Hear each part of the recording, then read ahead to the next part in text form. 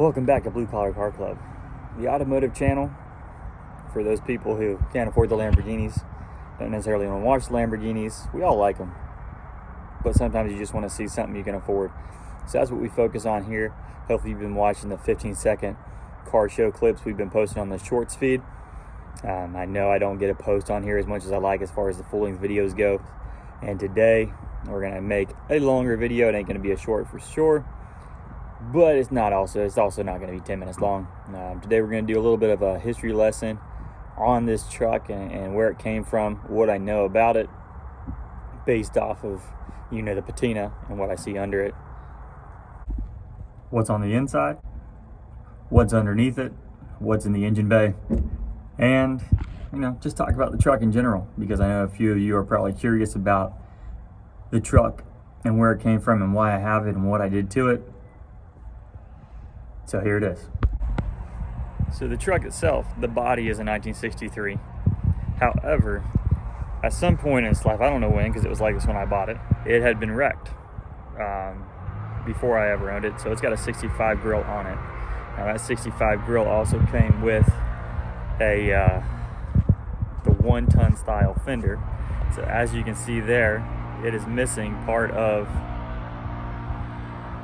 the fender. So it's not quite as big. It looks a little funky if you know it's there, but if you don't, nobody really ever noticed it till I point it out. So the other ones, the smaller trucks, had the back piece right here on the fender. So there's about 4 inches right there that the other side does not have. And this camera's backwards, so I'm going to be pointing backwards and doing different things backwards. But yeah, so like I said, it was wrecked at some point. So this fender right here has been replaced, hence the red. All right, this whole grill assembly has been replaced, so that's why you see a 65 grill here instead of a 63. Which, I kind of like the 65 a little more than the 63 anyway, so it worked out. The 66 is, I think, one of the most sought after grills, which makes them most common, so I like this one a lot more. This side is the original fender. It's got that green color going on with it. The hood was replaced when it was wrecked as well, although it doesn't look like it was off the same truck as that fender. And it may have been off the same truck as this grill, but I do not know, because the inside of this grill is hood is like a light green color. Now on this side, the older it gets, the more and more patina is starting to show through. And so right here we can see it belonged to the U.S. Army. I'm assuming they bought it brand new, after which the school system where I'm from, which is Bullhead City, Arizona, bought it, and they used it to push the buses around. And so actually you can see on the front here, they got these push bars, which I assume they welded on at some point to be able to push the buses better without running into the grill of the truck. Maybe that's what happened to the front end of the truck. I don't know. Maybe that was a fix after the fact. So you can see right here, they got bus barn written on it from its former occupation. The M4 was the designation number for the school. And so actually on my keys, I actually have a little round key tag. I assume that they hung inside of the office or wherever they kept the keys to the vehicles, and it says M4 on it, designating that they're to this truck. Now the truck originally, when the Army had it, was Army green, of course. And so that's about the color that I'm going to be going back to it when and if I ever do paint it. The interior, when I got it, had the original bench seat in it, although I don't remember what happened to that. When we redid the truck, we scrapped the chassis and the frame, we scrapped the chassis for the original truck, and the seat for it went with it. This seat came out of a 76 for where the drivetrain came from. And so the inside of it has that interior.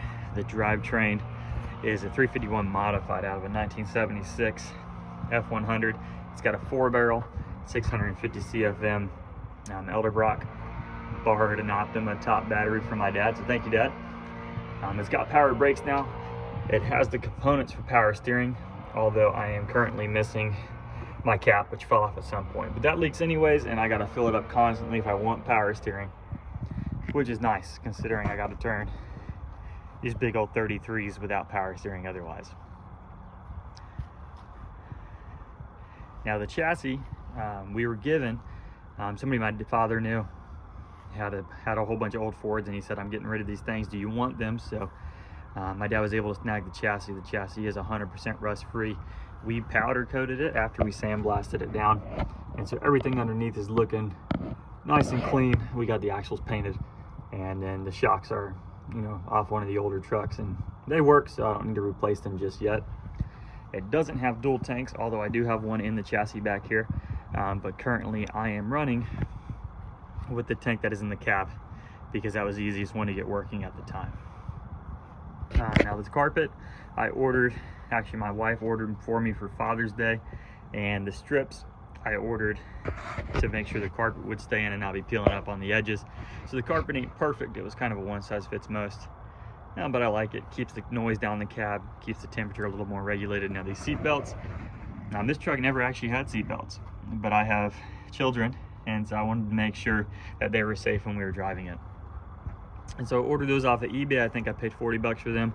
So they're just kind of generic. They have no tags on them, nothing designating that they're Ford. However, they work just fine, and that's fine with me. So like I said, it is four-wheel drive. It's on a 76 four-wheel drive chassis.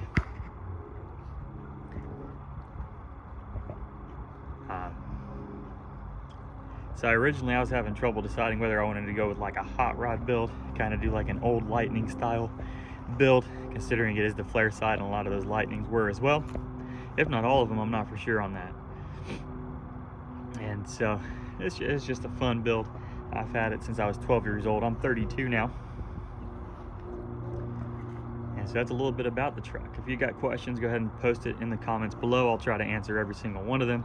If you want to see something specific in a video in the future, go ahead and leave that in your comments below as well. Give us a like, give us a subscribe. And as always, thank you for watching Blue Collar Car Club.